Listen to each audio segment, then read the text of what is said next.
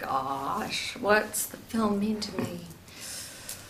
It Paycheck. means a whole lot. Yeah. Golden Globe nomination. Mm-hmm. No, it means, well, that it's always worth it to the old adage of call your mother.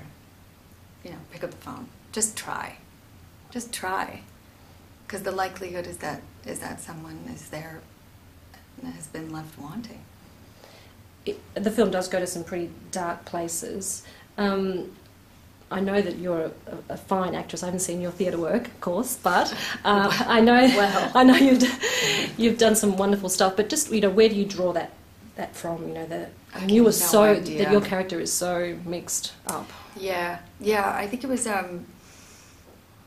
you know, it was important for us in depicting Julie, and especially with the talk of some suicidal depression, that it not just play for laughs, you know. And Diablo Brooks' writing is so clever, and so we almost had to kind of fight against that to really contend with the danger that Julie is facing, and that level of self-harm.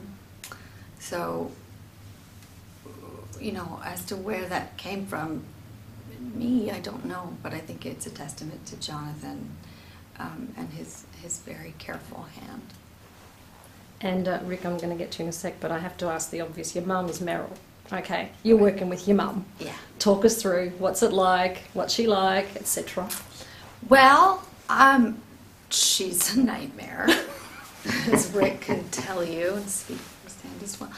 No, it was really very nice and kept me honest in the work, because she's one of the few people on the planet that really knows when I'm lying, even though I think that she doesn't know. She really does know. And so she was a great barometer for truth. Is she the greatest actress that ever lived? That's what some people say. A few people would say. I have not seen every actress on earth, but I think that she's really, really, really great. Fantastic.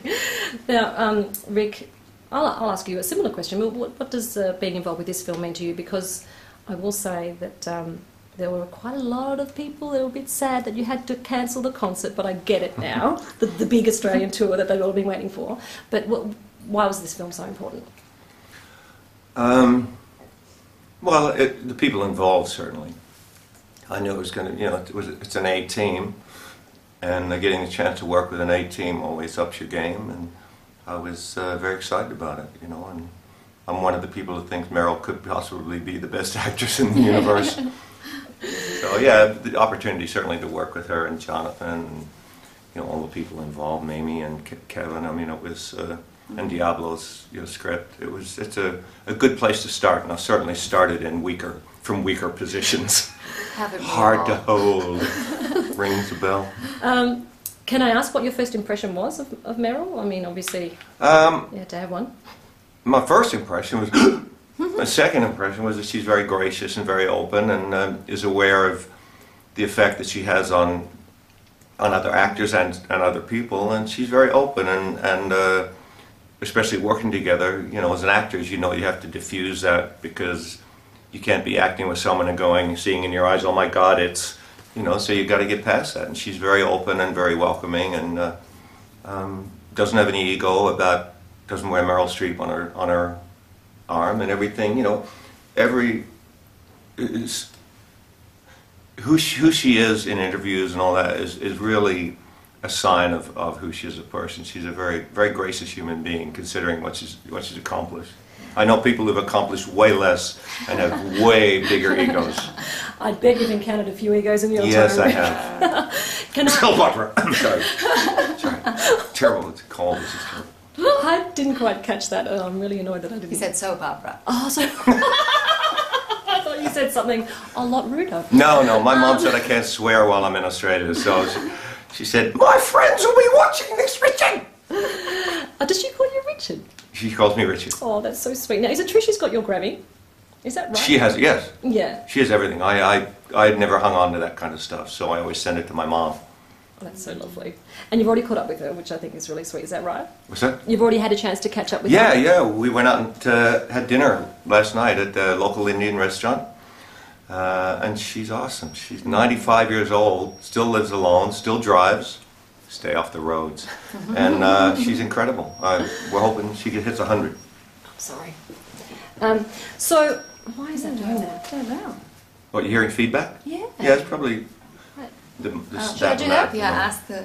Okay, then that's back. Knows. Well, I've got a couple more minutes. I'm going to trace back to those early days, in your early 20s. How did you cope with that instant stardom? Because you were a megastar in your early 20s. In Australia? Yes. Yeah, I was... How do you deal with all that? I accepted every invitation I got. Yeah, it was pretty heady stuff for a boy, you know. I mean, I hadn't been a very popular boy at school, and, you know, sex was still... Sorry, Mom.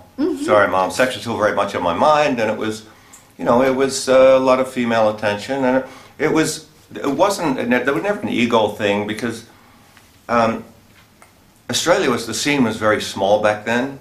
And, you know, I used to hang out with John Farnham and Russell Morris, and we were just mates. It wasn't like, no one was like, hey, I'm the big star here. We were just guys. The fact that, you know, we got screamed at a couple of times on stage, it was never an ego issue. And maybe it was an Aussie thing, you know, back then, but we're all just, you know, if you got on your high horse, there was always someone there to knock you off. And so we didn't bother, you know. John Russell, seen him since, they're still regular guys, you know. Yeah. Nobody has a big ego. And we love them both. They're both fantastic artists. I've got time for maybe a couple more questions. One is, I do believe you're a big believer in the philosophy of perseverance, or, you know, I mean, over the years... You might say, yes. What is your philosophy on how you know, I mean, can I call you a survivor? I mean, your versatility I think as well. we're all alive, we're a survivor. I mean, I tell my kids the three most important things in having a successful career: never give up, never give up, and never give up. And there are people way more talented than me that have stopped just short of the finish line. And I've seen in my life, and I certainly know people who are way less talented than people who haven't made it. And it really hasn't. It does have to do to a degree with talent, but it has a lot to do with perseverance and staying in there when everyone's saying no, and you're saying, well, you're saying no now, and you just have to believe. It's the hardest thing in the world. And a sensible person, when they reach that point, would give up, which is why most people do. Only the idiots go ahead and go, I don't care. Do you have a message for the fans that are still hanging out to see you strumming? Oh, yeah, we had to cancel a tour, but I think everybody understands, because I did tweet that I'm sorry we had to cancel a tour, but honestly, if Jonathan Demme and Meryl Streep had asked me to wash their cars, I would have canceled the tour and brought my own bucket. Everybody got it. I mean, they said, yeah, I know, I get the opportunity, but we are going to come back, and I will tour here, I promise. For my own sake, I just want to do that. Fantastic. It's been so lovely to talk to you both. Thank you so much. Thank you.